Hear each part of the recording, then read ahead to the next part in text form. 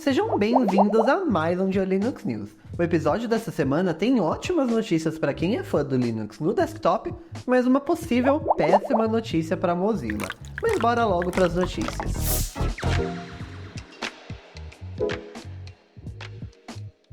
Você já se deparou com um texto por aí que tinha uma sensação estranha e você tinha uma suspeita de que era feito por IA, mas não tinha certeza? Já se imaginou como seria interessante se tivesse uma ferramenta para identificar se esse texto foi criado ou não por IA?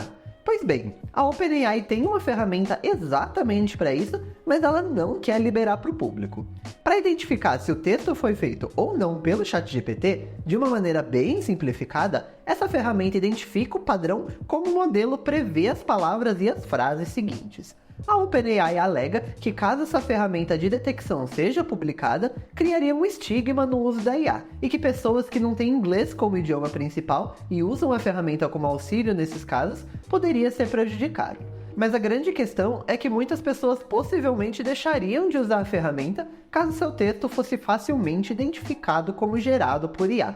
E é claro, a dona do ChatGPT não quer isso. A Meta está completamente investida em inteligência artificial, mas até pouco tempo atrás, a grande investida dela era o metaverso. Tanto que até o nome da empresa mudou por causa disso. Mas como a gente pode perceber, essa investida não deu muito certo. Na real, ela deu muito errado, já que segundo o último relatório financeiro da empresa, o setor responsável pelo metaverso teve um prejuízo de 4,48 bilhões de dólares. Ao todo, até agora, desde 2020, a empresa já perdeu 50 bilhões de dólares com o metaverso. A empresa dizia que o metaverso é um investimento de longo prazo, mas a questão que fica é, até quando ela vai continuar insistindo nessa tecnologia?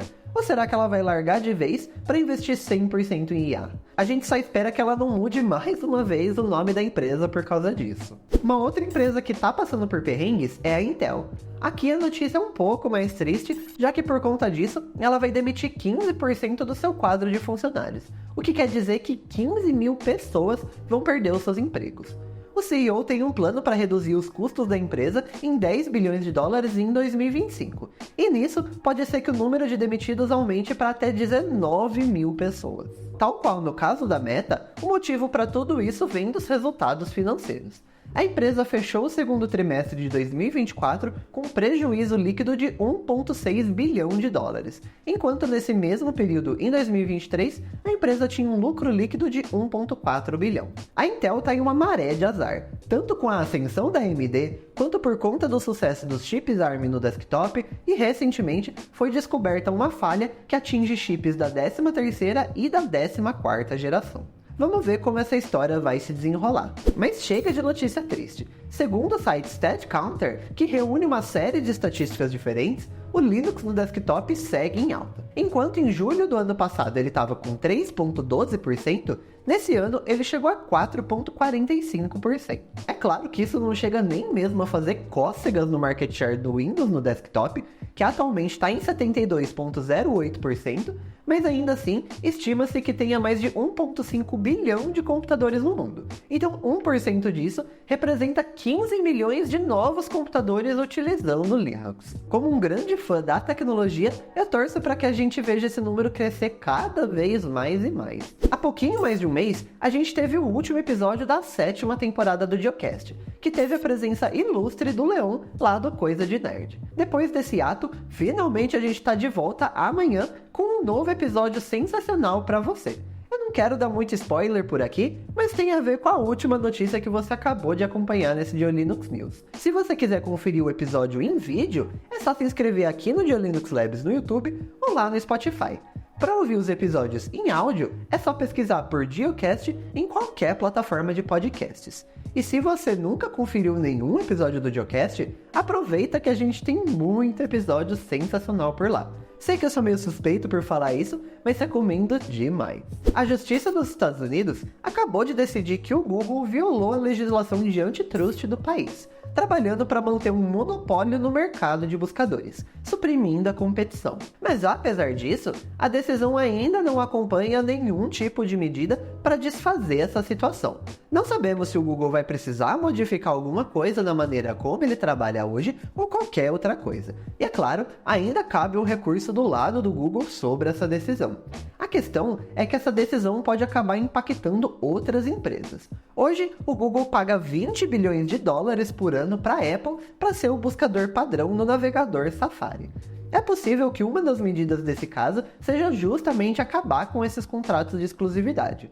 A gente sabe que perder um contrato de 20 bilhões, apesar de ser muita coisa, não é o suficiente para falir a Apple, mas uma outra empresa que a gente conhece pode ter um impacto muito maior, a Mozilla.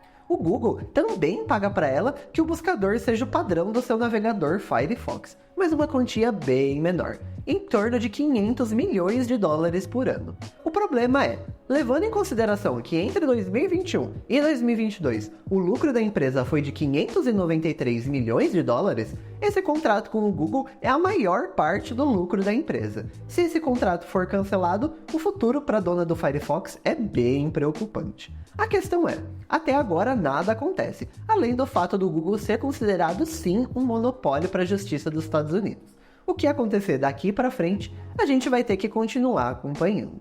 Bora pro Jobs? Fãs de interfaces gráficas como KDE, XFCE e basicamente qualquer outra que não seja o GNOME, sempre vão tirar sarro do GNOME pela sua falta de suporte para a bandeja do sistema.